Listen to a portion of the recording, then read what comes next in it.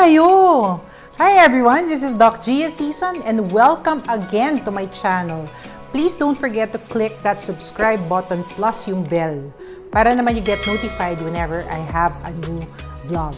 So, today we'll be talking about how to cope, paano mag-move on, and baka pag-usapan pa natin yung mga quarantine flings. So, tara, join me in my living room para maiba naman.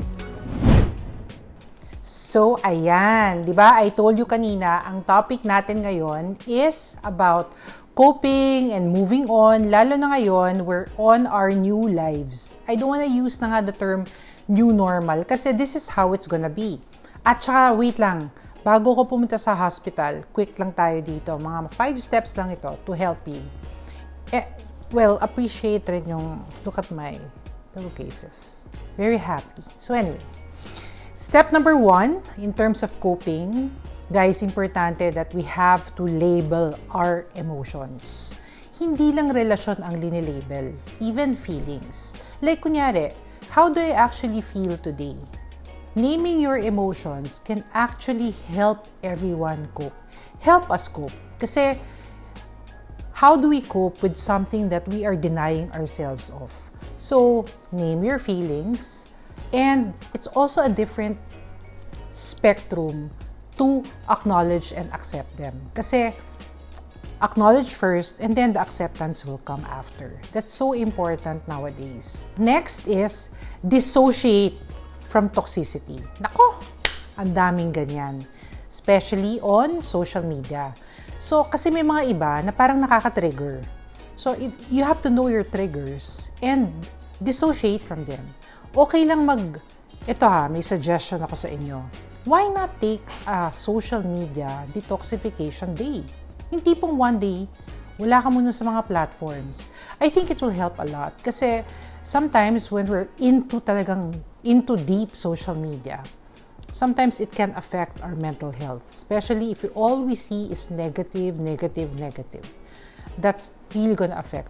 So, I think it's time that we dissociate. Take deliberate breaks.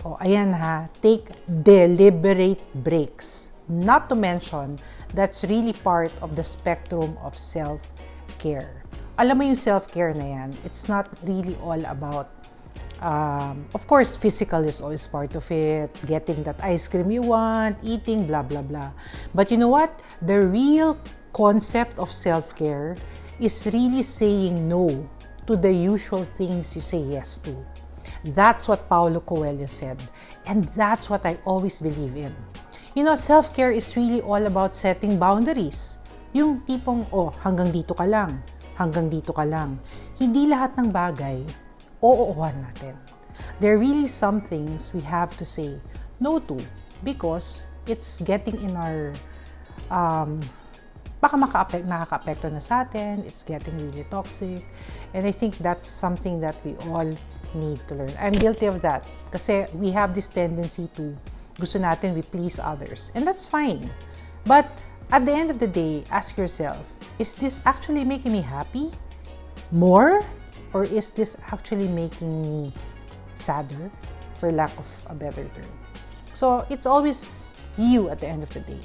Self-care starts intrinsically, then it goes out extrinsically. And lastly, before I go, I'm going to talk about support. Seek support if you need to. Hindi natin yan kakayanin na mag-isa. What's important is you share it with a trusted friend or family. Basta safe space mo. Because may kasabihan, di ba? At sinabi ko na to sa isang vlog ko. No man is an island. Which is true. And there are some aspects in ourselves na hindi natin nakikita that others would see. Diyan papasok ang importansya ng feedback. Minsan, mahirap marinig. Pero most of the time, yun ang kailangan natin para makapag-move forward tayo. So, seek support. And in seeking support, that actually is a sign of strength. And it actually is one skill we have to learn in the art of developing grit. Favorite book ko to. Grit and resiliency. Because, again, it's never a sign of weakness when we ask for help. So, I hope those 5 steps helped all of you. And before I go, I'd like to take you on a travel with me. Papacheck ko sa inyo kung ano mga nilalagay ko sa bag ko. Kasi since pupunta ako sa ospital, I'll have you have a peek on the little things I put inside my bag. Okay? So, follow me.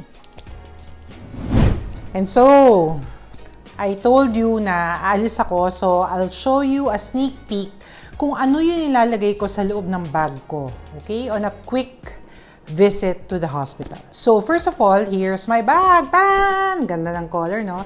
That's from Simmer Supply. And don't forget, we're opening this to the public really soon. Very convenient siya. So, first of all, I put on my necessary wipes. Of course, hindi mawawala yung wallet. Don't worry kasi may lockers kami doon. Then this little bag contains my mga kakikayan. Although hindi na namin nagagawa yun kasi syempre we're all covered up. And of course, I bring my favorite shampoo. Plastic yan.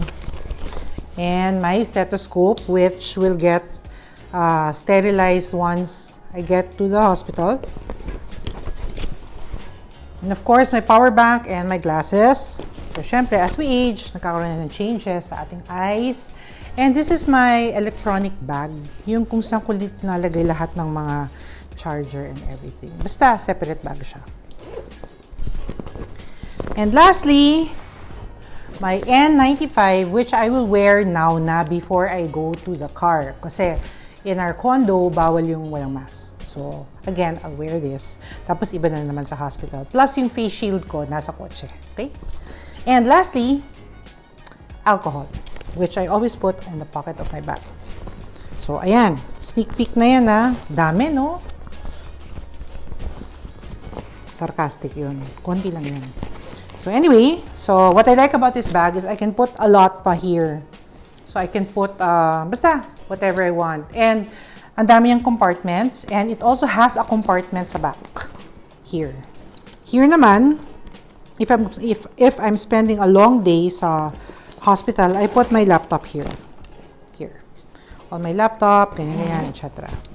So, for now, I'm leaving. So, ang dami na natin na pag-usapan. Moving on, coping, and again, don't forget to follow Simmer Supply, simmer-supply.com.